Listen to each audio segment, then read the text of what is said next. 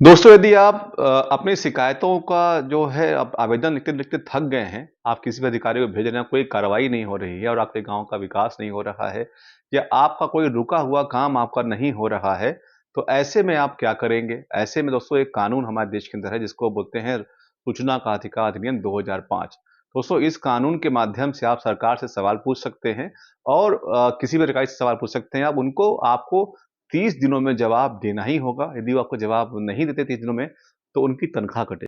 तो दोस्तों इस कानून के माध्यम से आप क्या-क्या कर सकते हैं, क्या-क्या सवाल पूछ सकते हैं सरकार से, अब हम जानेंगे इस बारे में। सबसे पहले दोस्तों आप सवाल पूछ सकते हैं किसी भी अधिकारी से, किसी विभाग से, प्रधान जो आपके गाँव में है उससे लेकर प्रधानमंत्री तक के कार्यालय से आप सवाल पूछ सकते हैं और जितने भी आपके जिले में अधिकारी हैं उनसे सवाल पूछ सकते हैं आप। साथ-साथ सवाल पूछने के अलावा आप यदि कोई फ़ाइल है ऐसा जो किसी योजना का फ़ाइल है या आपके गाँव से संबंधित कोई विकास का फ़ाइल है या आपका कोई फ़ाइल है इंडिविजुअल जो सरकार जो किसी विभाग में पड़ा हुआ है, तो उस सभी फ़ाइलों का आप इंस्पेक्शन भी कर सकते हैं, निरीक्षण भी कर सकते हैं इस कानून के माध्यम से। दूसरा, आप किसी भी सरकारी फ़ाइल का जो है आप फ़ोटोकॉपी, प्रतिलिपि या प्रमाणित उनसे आप माँग सकते हैं, उनको वो देना होगा।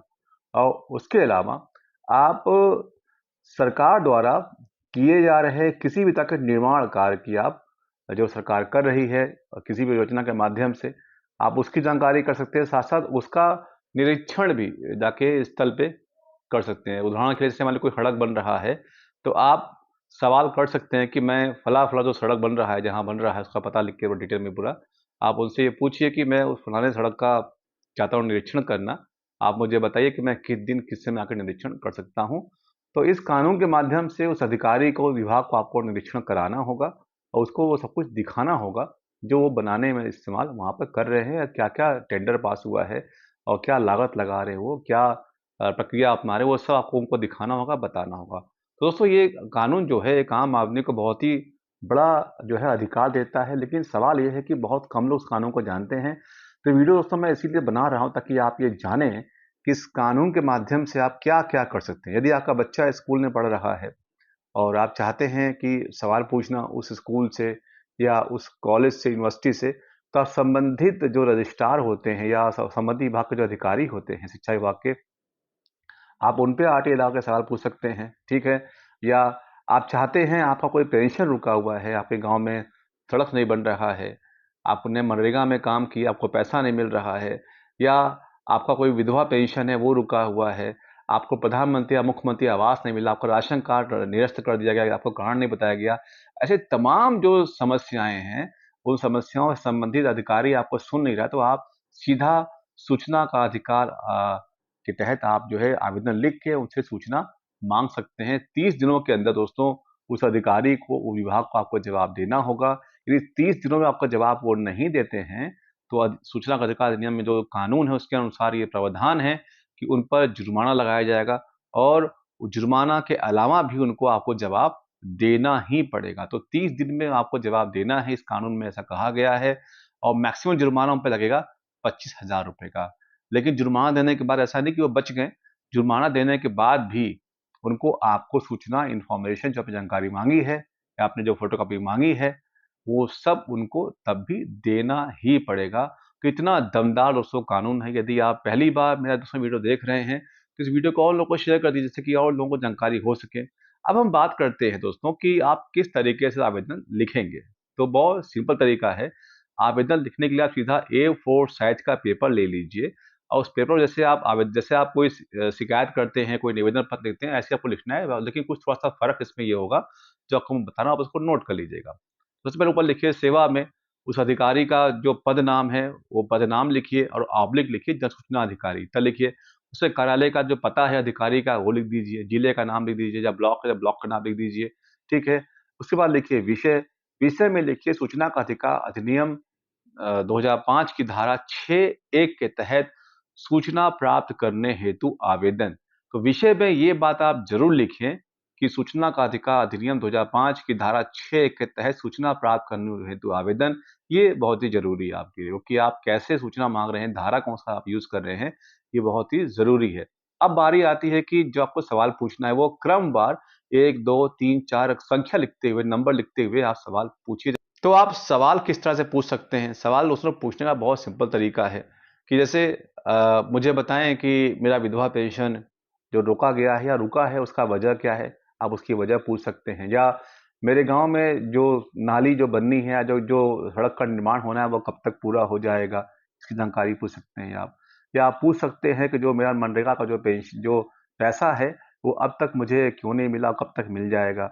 ऐसे सवाल आप पूछ सकते हैं। या किसी योजना के तहत कितना पैसा आया है, तो आप पूछ सकते हैं, भाई उस योजना में हमारे गाँव में या हमारे जिले में संबंधित अधिकारी से कितना पैसा अब तक आया है, आप वो सवाल उससे आप कर सकते हैं। उनकी जानकारी माँग सकते हैं, या फिर आप उसकी जो इन्फॉर्मेशन जैसे सूची है पूरी-पूरी, वो आप माँग सकते हैं। यदि आपको प्रधानमंत्री, मुख्यमंत्री आवास नहीं मिला है, या आप पात्र हैं, आपका नाम काट दिया गया है, तो इससे संबंधित सवाल आप सीधा विकास भवन से, जो मुख्य विकास अधिकारी हैं या जो बीडीओ होते हैं ब्लॉक पे बैठते हैं, उनसे सवाल कर सकते हैं कि मेरा जो नाम है वो प्रधानमंत्री या मुख्यमंत्री जो आवास से क्यों हटा दिया गया? उसका सवाल आप पूछ सकते हैं या जानकारी कर सकते हैं कि भाई कितने लोगों को मुख्यमंत्री या प्रधानमंत्री आवास दिया गया है, उनकी हमको जो है सूची हमको दे दीजिए। तो इस तरीके से आप जानकारी पूरा कर सकते हैं। या फिर आपके गाँव में जो शौचालय आया है, होता क्या है, कई बार बहुत से प्रधान जैसे होते हैं जो कि लोगों से भेदभाव करते हैं, तो आपको कोई योजना का लाभ नहीं मिला, किसी और को मिल गया और वो पैसे वाला है, तो आप इसकी जानकारी भी आप कर सकते हैं, फलाने कितने लोगों को जो है ये योजना का लाभ मिला है, उनके नाम, उनकी पात्रता क्या है? ये सब जानकारी आप संबंधित विभाग से, अधिकारी से आप पूछ सकते हैं और उनको आपको जवाब देना ही पड़ेगा। तो सिंपल सा दोस्तों दोस्तों ये एक तरीका है, आप ये सवाल आप उनसे कर सकते हैं। अब बारी आती है कि जब आप सवाल आप ये पूछ रहे हैं, 4-5 साल के जब सवाल ये हो जाएँगे आपके, तो आप एक ₹10 का दोस्तों पोस्टल ऑर्डर आता है, जो आपको मिल जाएगा, पोस्ट ऑफिस से मिल जाएगा, ₹10 का आता है। ₹10 ये शुल्क है, जब आप आरटीआई लगाते हैं, तो ₹10 का शुल्क आपको देना होगा। तो आप वो लेके उसमें कुछ में अपना डिटेल भरना होगा, अपना पता उसमें आपको भरना होगा। जिस अधिकारी को उस विभाग को भेज रहे हैं, वो उसमें भरिए पूरा, उसमें आप उसमें सब लिखा होगा हिंदी में, उसको भरिए उसको आप। उसके बाद आप उसको उसका एक फ़ोटोकॉपी करा लीजिए। जो आपने आवेदन लिखा उसकी फ़ोटोकॉपी करा लीजिए, ताकि आपके पास भी रिकॉर्ड में रहे और उसको रजिस्टर्ड पोस्ट के माध्यम, जी हाँ, जिसको ध्यान रखिएगा, हमेशा अपने आरटीआई जो है आप रजिस्टर्ड पोस्ट के माध्यम से ही भेजिएगा, कोरियर से मत भेजिएगा, ठीक है ना? तो आप रजिस्टर्ड पोस्ट के माध्यम से आप उसको संबंधित विभाग को भेज दीजिएगा और उनको जिस दिन उनको मिलेगा, उस दिन से 30 दिन का समय उनको उनके पास होता है आपको जवाब देने का।